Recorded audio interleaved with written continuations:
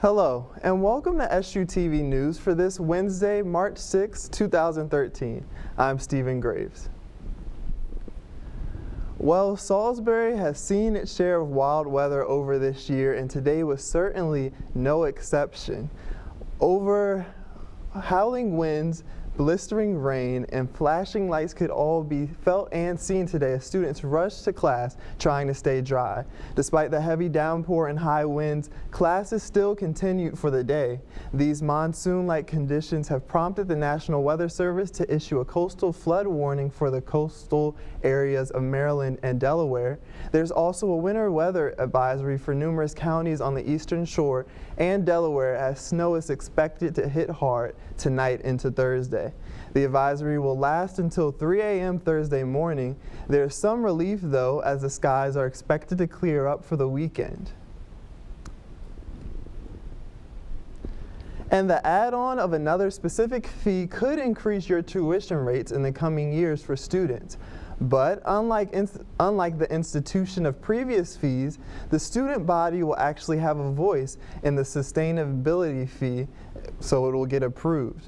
This $4 addition, which comes out of an extra $2 per semester, would go toward the Green Initiative to having a more environmentally friendly campus. The fee would provide money for environmental organizations on campus to hold awareness events, as well as provide more sustainable amenities around campus, such as hydration stations. Whether or not the fee gets approved will be decided by students, as a survey was dispersed via email in the past weeks. SUTV talked to Vice President of Sustainability, Mike Bingstein, to explain the benefits of this new fee. This fee is a $4 fee per semester, and the idea behind the fee is to promote sustainable practices and efforts around the Salisbury campus. The fee will go into a pot of money which will be overseen by the University Green Board, which will be comprised of students, faculty, and staff. Students, faculty, and staff can then apply to this fund for grants for sustainable projects around campus. Idea behind sustainability as a whole is that it affects you not just in your 4 years while you're at campus. The $4 will affect you beyond the 4 year or 5 years you're on campus. The carbon footprint of our university is massive, and it needs to be reduced to a more tangible size. And then, so as students graduate and we're in the real world, you'll be able to feel the benefits of the cleaner air, the fresher water, etc., from a university with a smaller carbon footprint. So it's something that will stick with students beyond their 4 or 5 years, unlike some other fees that you can only benefit from while you are an active student on campus. And the Student Government Association and the Environmental Studies Group will also be hosting a sustainability fee open discussion next week for students to learn more about the initiative. The discussion will be held Tuesday, March 12th at 3:30 p.m. in TETC room 152. And this week, SGA highlights diversity with an initiative called Stop Hating Week. The association kicked off the week with a diversity open mic night on Monday and a hand painting ceremony on Tuesday. SUTV's Kim Newcomb has been visiting all the events and joins us now to give us an update on the Stop Hating Week as it continues throughout the rest of the week. So thanks for joining us, Kim. And I understand you've been going to the events up to now, which has been the open mic night and the hand painting ceremony, am I correct? Yeah, on Monday was the open mic night where students could share poems and songs that told what they were feeling at the time. And then last night it wasn't a hand painting ceremony, it was these cutout hands that you could write on what you would like to see changing about society and how we treat certain people. Okay, and while you were at the event, what type of things did you see people writing on it, on the hands? Well, there are a couple of main ones because last night's event was actually about eliminating the use of the word retard in society because it's offensive and people take it that way. And so a lot of people wrote about that on the hands and how they'd like to see that change. Other things were just like freedom and pride for who you are, and people wanted to see that in all people. Okay, and what do you think about this week? Do you think it's a good thing that the university does it? Yeah, I think it's an excellent thing. I think that it really promotes awareness about all of the different hate that's out there, and it also promotes awareness about how to stop it and how to contribute as a positive citizen. Okay, and do you specifically have anything that you want to get out there to stop hating about people? I mean, I can't think of anything specific because I don't want to just focus on one thing. I think all of the different things that they're talking about this week are important and we should pay attention to all of them. Okay, and I understand that there will be a board-breaking ceremony as well as a movie on Thursday, and you will be covering the board-breaking, correct? Yeah, that is correct. The president of Salisbury University will be there, and there will be a board-breaking which symbolizes stopping hate because there will be hateful messages written on the board, and then they're going to break it as a symbolization of that. All right, well, we are happy to have you covering this, Kim, and thanks for doing it, and we look forward to seeing your coverage of the board on next week. Thanks, Stephen. And Stop Hating Week, just a reminder, Stop Hating Week does continue throughout the week with a movie called The Breakfast Club on Thursday in Devil Biz 123, and a board-breaking ceremony and walk around the campus is being held on Friday in Red Square. And like we said, Kim will have that covered for you next week. And you may remember a story we reported last week on the new policy of freshmen and sophomores being required to stay on campus starting with the class of 2017. Well, SUTV recently talked to students for their opinions on this new change, and we sat down with the Director of Housing, Dave Gutowski, to explore the subject even further. SUTV's Catherine Carmine has the story. The Office of Housing and Residence Life put into effect a new policy that will require students to live on campus their freshman and sophomore years, starting with the class of 2017. I sat down with Director of Housing, Dave Gutowski, about the changes. We're seeing the four-year graduation rate over the years getting a little smaller, so that the Chancellor and Board of Regents say we need to do what we can to increase that. So the decision to go to a two-year residency is really based on retention rates to the university, increasing the four-year graduation rate, having students complete more credit hours towards their degree in those first 2 years. My opinion on making freshmen and sophomores stay on campus, I don't agree with it because I live in Seaford, which is like a half an hour away, and to save money, I commute 3 days a week to drive here. So I don't think it's right to have the freshmen and sophomores stay on campus. I don't think it's a good idea because housing costs a lot of money and sometimes it's financial burden for people to live on campus. I mean, I think that's dumb. They're just trying to get more money for tuition and room and board. You should be able to live wherever you want. As Mr. Gutowski said, these changes will hopefully increase the graduation rate and have a positive effect on Salisbury University. This is Catherine Carmine reporting for SUTV News. Thank you, Catherine. And for a continuation of our Meet the Candidates segment, SUTV's Eli Motlin recently sat down with the current Vice President of the City Council to discuss her plans for her future re-election. And I want to just get right into it. Simply put, why are you running for re-election on the City Council? Well, I love Salisbury. My family lives here. My grandparents had a house where one of your dorms is. I went to school at Carruthers. I love Salisbury, and I've been able to make really significant changes and make great progress, and I want to continue to do that. And if re-elected, what will be the first thing on your agenda? The first thing on my agenda, well, we've got some things that are moving along right now. One is to deal with properties that are habitually problematic. Another big thing is bringing good paying jobs to the city because we can build all of the affordable housing in the world.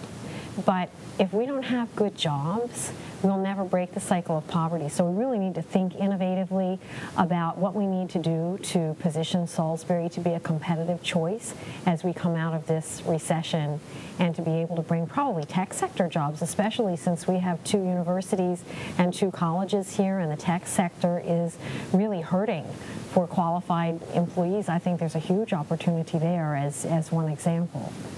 What do you see as, or what do you think is the biggest difference between you and your opponent? Well, certainly my experience and my track record, because if you look at my track record, you'll see that I do have a track record for getting things done, for innovation. You've got the new River's Edge artisan housing, which, you know, that building has sat empty for a while, and it's a great solution because it will create affordable artisan housing, a 3-building complex, and 10 units will be set aside for people with disabilities, which is an area that we had really fallen behind in affordable housing. The developer will have a partnership with the Epilepsy Association, so it's starting to do that networking, and that building will serve as a gateway to our arts and entertainment district. And now on to SUTV's Kat Murphy for an update on what has been going on in the world of sports. Kat? Thank you, Stephen. The Salisbury University baseball team slipped 1 spot in the latest poll to number 7. Salisbury is currently 6-2. They took 2 out of the 3 games from the State University of New York at New Paltz on Saturday and Sunday. The Seagulls swept a doubleheader 5-0 and 4-3 before dropping the final contest 10-9. The Salisbury University men's lacrosse team climbed 1 spot to the number 9 on Monday and improved their season to 4-2 with wins over McDaniel College and Gettysburg College. Sophomore attackman Wade Corbin scored 2 goals against Gettysburg and was the only of 7 to net multiple goals. The Salisbury University softball team jumped 6 spots in the latest poll and is currently undefeated with a current record of 8-0. After sweeping Virginia Wesleyan College on Tuesday, SU returns home to host the Seagull Classic at the Henry Parker Complex in Salisbury this Friday and Saturday. That's all for SU Sports. Now, Kat, I also am under the impression that there's a specific topic making a lot of news in national sports, I'm sorry. So tell me a little bit about that. Well, there's been a lot going on in football right now, especially with a lot of deals, and something that has really been important to people is the Joe Flacco contract deal. He's actually going to make over $120 million, and he's guaranteed $52 million. And there's actually a lot of controversy about this because, you know, a lot of people don't think he deserves it, and others think that he does. For Flacco, it was really, in his words, about the respect and not about the money.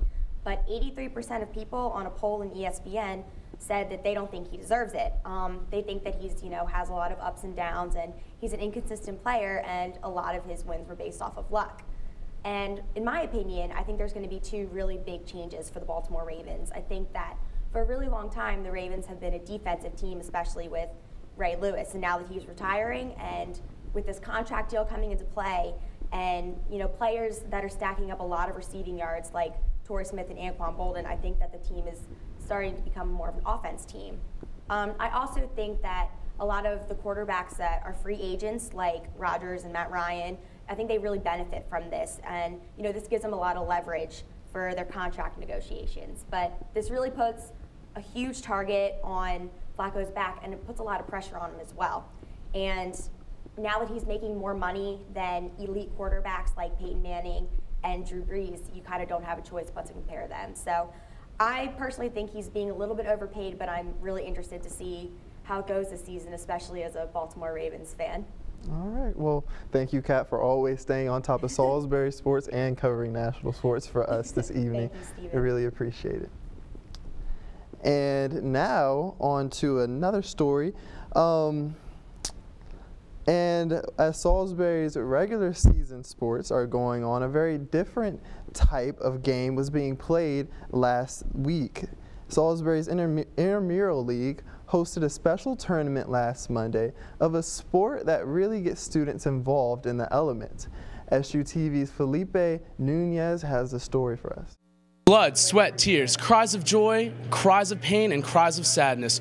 All of this can be felt right here in this classroom at Mag's Gym as Salisbury hosts their first annual rock, paper, and scissors tournament, which is, of course, the most interesting and fascinating sport in the entire world. Coming to Salisbury, I've noticed that we've been running like similar programs that everybody else uses, and rock, paper, scissors, shoot has not been utilized at the school, so I figured that would be a great idea. Now, what many of you don't know is this game has also goes by Rochambeau, or rock, paper, stone, among many other names in so many languages that if you Wikipedia'd it, it would make your head spin. But regardless, the aim of the game is still the same, and that is to win. Why did you come here today?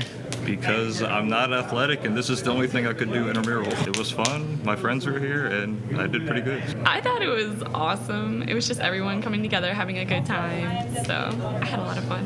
What is your favorite move? The rock, the paper, or the scissors?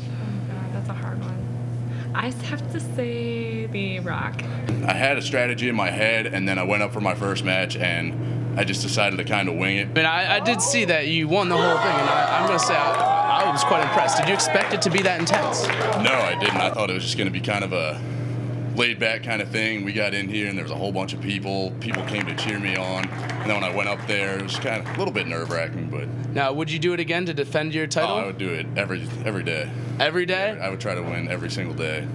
Well, it was an exciting event tonight. A champion was made. Many friendships were broken and then restored after the event, and it was all in all a great experience. And I think from the reaction we've gotten from everyone, this is an event that is here to stay and that will only grow bigger as time passes. This is Felipe with SUTV News. And thank you, Philippe, for that riveting story. And although rock, paper, scissors ends, many other intramural sports such as softball and volleyball are starting soon. The league is also hoping to start a new water polo competition for students in the future. If interested, signups are available in Mag's Gym or on imleagues.com. And meanwhile, Salisbury University's theater department debuted its production of Camelot to the student body and surrounding community last weekend. The humorous yet dramatic play pulled many people to the theater to watch. SUTV got to sit down and get exclusive interviews with some of the actors from the play. Nimue is a nymph, and she takes away Merlin's powers in the beginning of the play. And Merlin is King Arthur's thinker. So throughout King Arthur's childhood, Merlin basically told him what's going to happen in his life, and warns him of different events. And my character takes away his powers, and Merlin no longer exists. So the rest of the play, Arthur has to go without Merlin and think for himself. Whenever you think of Merlin, it's like, you know, Merlin, Dumbledore, Gandalf, whatever. Big beards, you know, wise old men, and I obviously can't grow that myself, so had to do it. It poses a new type of problem, and that's getting your voice past that beard, but I'm overcoming it. I think we're going to do all right. It is a really fun show. I think everyone's going to have a really great time watching, and there's a lot of beautiful music in it, and I think everyone's just going to really be able to appreciate it. I could not be more excited or more proud of the work that we've done. We have put this whole thing together in a month. That's really something to be said. Memorizing lines, music, dance numbers, having this all come together and for opening night has been tremendous, and the story is just simply timeless. The music's phenomenal, and everyone will leave with a huge lesson learned that the people around you are most important, and in the end, you have to be able to love and respect one another. And I think that's something that can be said for everyone. And now for our campus spotlight. Salisbury University's NAACP chapter is hosting a series of skits called Black Excellence is Black History for a student body to view. All of the plays were written and produced by Jimmy Jenkins, a current SU senior. The theme is Harlem on Broadway, and it highlights important principles still held true in the African American community. The event takes place on March 13th at 7 p.m. in the Wacomico Room. Admission is free. And that concludes our broadcast for tonight. As always, be sure to follow us on Twitter at SUTV1 and like us on Facebook at SUTV. Thank you for joining us, and for SUTV News, I'm Stephen Graves. Good night.